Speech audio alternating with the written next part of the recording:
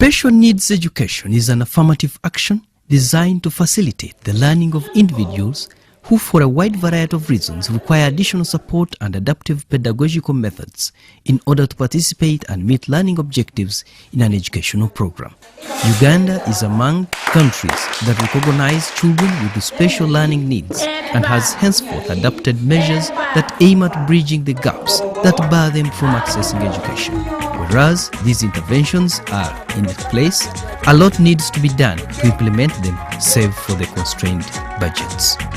Edison Ngirabakunzi is the Executive Director of National Union of Disabled Persons in Uganda, Nudipu. And for us, we believe education is quite instrumental. It has a multiplier effect in terms of how people participate in development programs.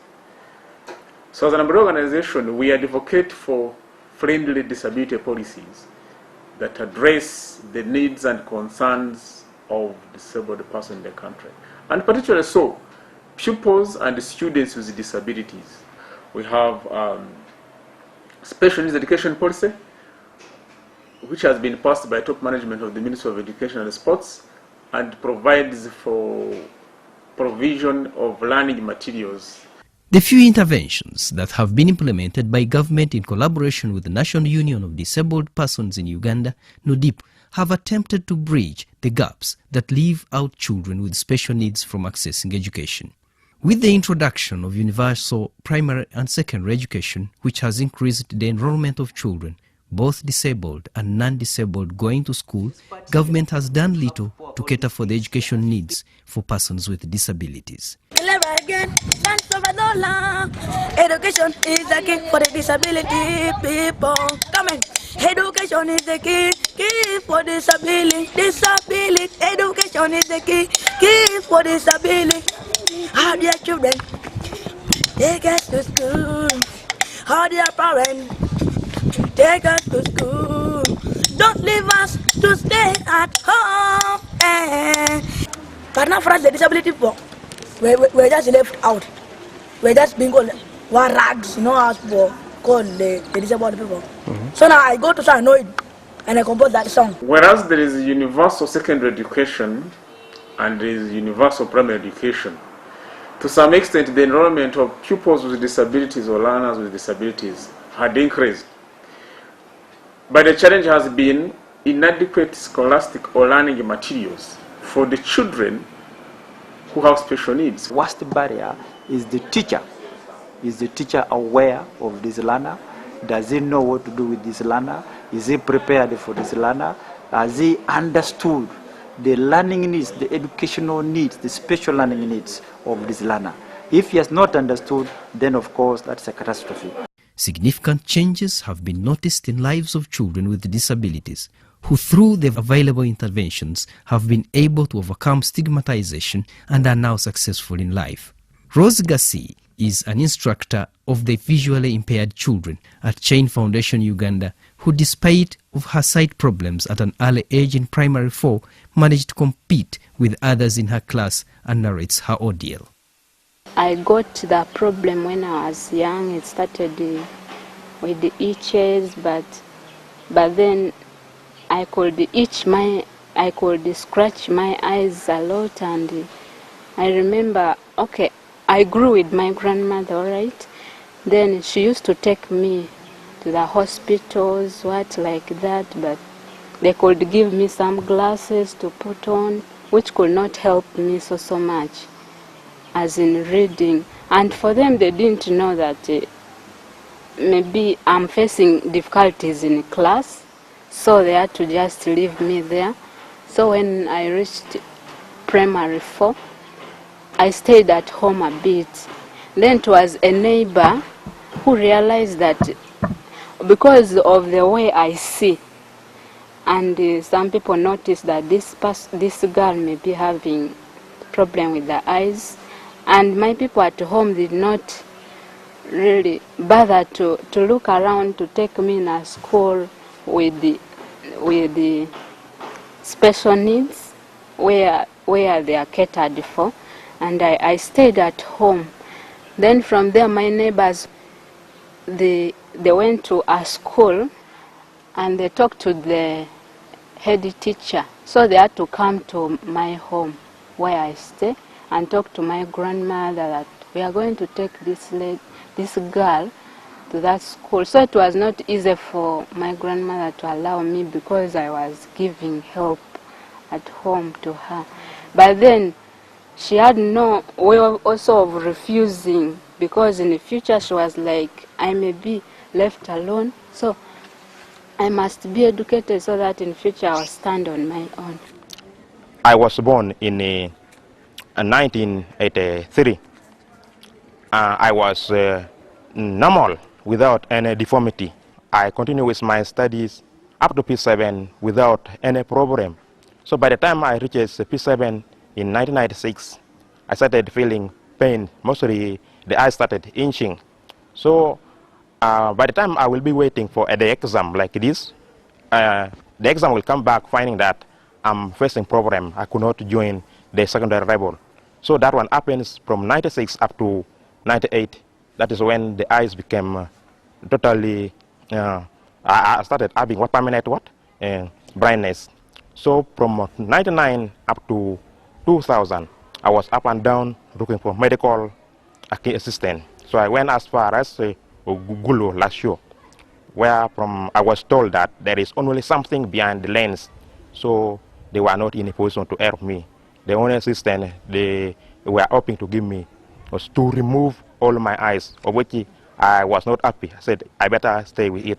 We are able to learn that people with disabilities can go to school and attain skills like any other child, and that some children with special needs might be only attending school but not participating in learning. Mukono University, Arua branch. So they admitted me. I started studying. So when I was going to register, then I had to tell them my disabilities. I had to tell who I am to them. From that time, they stopped me. They say, we cannot manage you because your needs are too much, we cannot meet. I'd already paid some fee. So they say they are going to refund it. So they had to refund. I was so disturbed. I was like, is this how I'm going to end? But then that money, I saved it. I said, let me come and apply in Omagor University. One of the barriers that make them attend instead of learning relate to inadequacy of learning materials and equipment in schools, inacceptable physical environment in schools, and inadequate specialized teachers that can handle children with specialized needs. At times when you're explaining some things because the materials are not enough, really try your level best, but the child cannot pick you properly because of lack of some equipments. We have problems of packing umbrellas and braille papers for writing, and we lack teachers. This not only leads to low school enrollment of children with disability, but also a high dropout rate, which is estimated at 89% of children with disabilities in Uganda to access secondary education because of poor background in education at primary level. As Youth Program Officer, National Union of Disabled Persons in Uganda, Nudipu, Ronald Loica expounds. We are realizing a significant school dropout and at the same time low enrollment of children with disabilities in schools.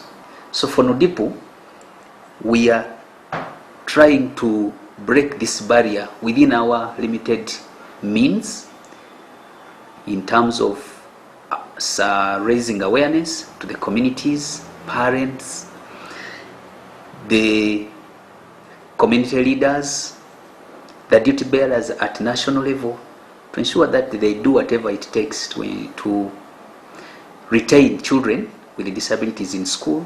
Though the education system recognizes people with disability in 50s, mainly through charity offered by missionary church schools, a lot still needs to be provided in schools being constructed today. The infrastructure that exists in schools does not favor people with disability. Some of the schools being constructed are storied with steps or staircases with no ramps, and this deters the mobility for persons in wheelchairs or crutches from participating in effective learning. Martin Omagor, Loica, is the Commissioner for Special Needs and Inclusive Education at the Ministry of Education. How is the class constructed? Does it allow a learner to come in class? Say, for example, those who have wheelchairs. Are the doors large enough for this wheelchair to come in? If they are so small and the fellow has to squeeze himself, or maybe is inconvenience in the process of entering the classroom or getting out or moving between the corridors. We are born short-sighted because, I mean, the eyelid is like not stable or something. So you can only see big objects that are close to you, and those that are small and far, you are not able to see. So that is one huge challenge. Few of us have maybe reached higher levels of education, and it may not necessarily be that the parents don't have the money, but the stigma itself, I think, does a lot of pushing out of people from school and maybe from being able to do other social activities. Because most of the schools have classrooms which contain ladders, even the libraries. So I found a problem of those ladders and even the classes, to climb those classes. When I joined university, I found a problem whereby the library, it was on 3rd floor. I wasn't managed to go to the library. General facilities are provided in schools. This assumes that everybody can easily access all facilities.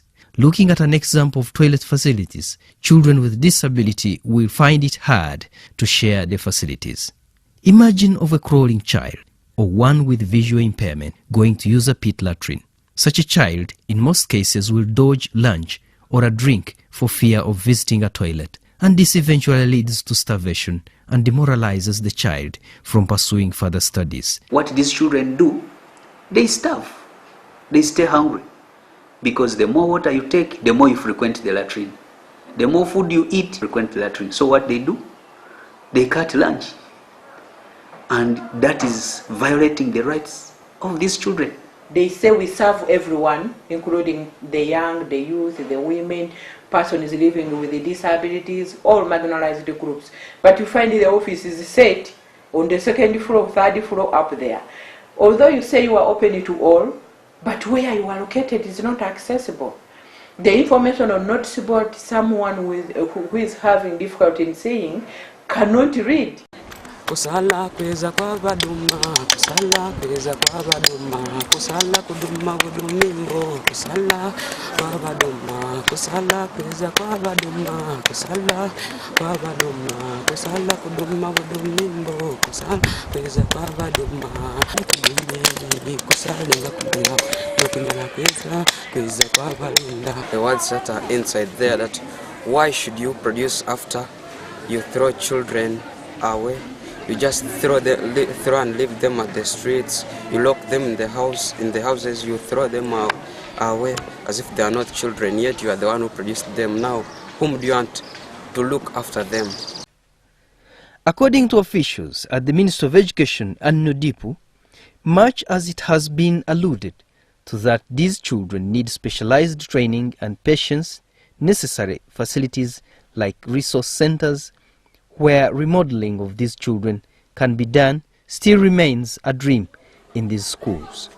This, coupled with lack of specialized teachers for these children, makes education for persons with disability a dream. Through the affirmative action, tertiary institutions give an extra mark to persons with disability at the point of entry. A student with disability has an extra marks in addition to what you have scored at A level in order to go to Makerere University.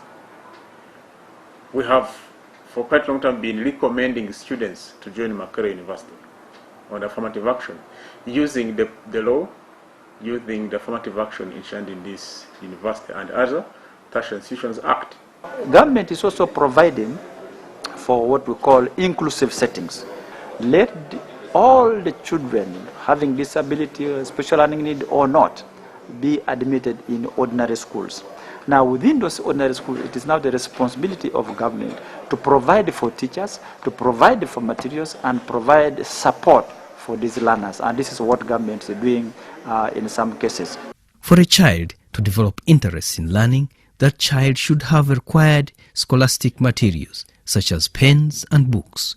These items are somehow affordable and pocket-friendly as compared to those that are used by a person with a disability. Most parents cry of these materials being expensive and out of reach. As Ronald Luima, the Youth Programs Officer, Nudipu, explains. We are trying to show the interventions that can help us break the barriers that prevent children with disabilities from accessing education. Now, in a classroom setting, if you have children who are blind, this is called a braille plate. It's a board which has the alphabet in braille as well as print. I think you can see there is a print and braille. So this is letter A, the one at the corner. This one, it is one dot, but the blind people know how these dots are formulated. Braille is a medium of communication for blind people where you read by touch.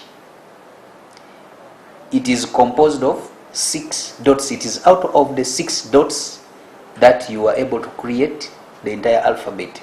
So this is A, this is B, C, D, E, F, G, H, I. That line is over I, and then the blind child will now know that I'm coming down to J, and as you see on top is J. That they have put print to show the teacher who is teaching. Any teacher now can help this child to learn braille, because you, a teacher, also, if you ask a child, what is this letter, and the child says C or D, yet it is C, then you are able to correct because you have it in print up there. This abacus has the place, they call them place values in mathematics. You have, these are ones, tens, hundreds, thousands, like that. But all these ones are fives. So if you're writing number 1, you go to the place value of ones, you say 1, 2, 3, 4. So because you have finished the ones you want to write 5, you bring all these ones down and say 5. Now if you want to write 6, you say add, because it is addition and subtraction. 6, because 5 is up, 7, 8, 9. Now how do you get the 10? You bring all these back down, these ones down, this one up, you go to the value for tens. This is 10.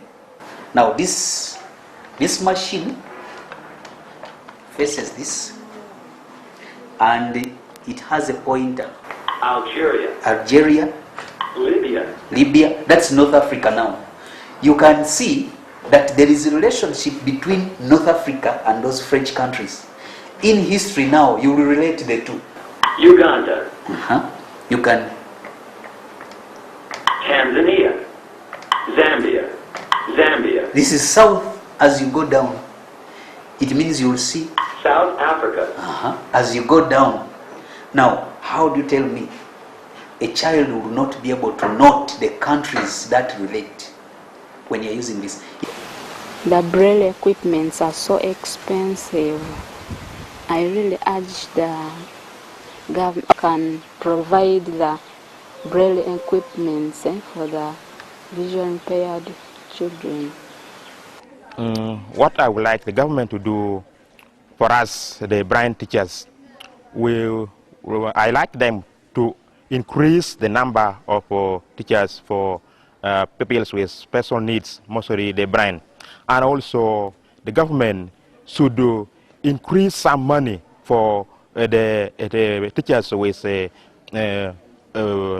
teachers for children with visual impairment, because this work is not easy. All of northern region, we don't have a secondary school for the blind. So the local people are requesting, if possible, the government would come in to give a push, to give a hand to establish a secondary school in Ngeta Girls Primary School, because the nearest is Soroti. And you know, these children, they come from a poor family. They have a lot of challenges at home. Not all schools that have children with disability that have teachers that can comfortably use the teaching tools provided in schools, at least where they are, it is therefore common to find a school with equipment for people with disabilities gathering rust in the staff room where the children are not using it. Talking about equipment without looking at the procurement system and allocation would be doing injustice to these children. Where government has at times attempted to provide this equipment, at times it ends in schools, but where there are no people that can use the equipment provided. Sometimes teachers who are skilled in special needs education are again posted in schools where you don't have children that require that particular skill. You find at times the Ministry of Education has sent 60 wheelchairs to Igangeses where there is no physically disabled learner at all, but they are only blind children. Now you have about 60 wheelchairs posted to Iganga SS, and then you post a Parkins Breda to Kabale SS where there are 5 physically disabled children. Now I think the distribution mechanism and the procurement system should also improve so that these things are procured appropriately and adequately to those children that need them. Sending materials or equipment to places where the beneficiaries feel like they should have not received them will basically depend on the requests. Sometimes the districts make requests because they also anticipate, or from their findings, they know that in this school here we have these learners with hearing impairment, we have learners with motor impairment. So once in a while we provide some materials to cater for this request. Basically, all the provisions, all the requests, any material that's provided by the ministry is provided on a request. I think the questions that probably are lying are how does the district manage? Because sometimes we request districts to pick, but of course, because of resources, they may not be able to pick. And sometimes we ask the schools themselves to pick. So when a school picks them, I think there is some understanding by others that it's really meant for the school, when actually they were supporting the school. And that is why we have changed the approach of delivery of these materials. Now the approach we are going to use is deliver on site. That is, get what is required by that school, and the firm that has been contracted with that work will deliver it to the source. The Ministry of Education should now conduct research on inclusive education. How should the children benefit from the existing? How can we modify the existing education to suit the needs of learners with disabilities? Secondly, would like the Ministry of Education to have a specific budget specifically to cater for special needs education. Functional assessment is trying to determine what are the functions that do exist. Say, for example, if it is a hearing aid, what is, for hearing, what is there left? How does the learner function in hearing? The ministry at the moment, using, of course, government resources, has already contracted some firms to begin to look at the functional assessment in relation to hearing impairment. That is, how do the learners see? And then obviously, this will now inform whether we buy the sign language manuals for these learners, because those will now be tending to the hearing impairment or hearing loss, or we now go to procure the hearing aids, which will be able to enable these learners to hear. I'm happy to say that the ministry has finally developed this policy, and it has been approved by the Ministry of Education and Sports, high authorities, and it is on its way for approval by other authorities. Children with a disability find it hard to participate in extracurricular activities. In sports, for instance, they only remain spectators instead of participating like others. Still, the people who are blind can do sports. This is a ball, and it is called a goal ball, and it is this game, when you're playing it, you must listen, because somebody will throw it. As it comes, you also listen and try to defend it down something like that. So blind people can also do the play. They can do games. There is what we call five-a-side football. This is football that is played by blind people. The team has five people. You'll see them running in the pitch. We don't have that here, but at least we know it is a game played. Even during the Paralympic, it was played. But goalball is internationally recognized, and it is played all over the world. And we have some Ugandans who are doing this game so well.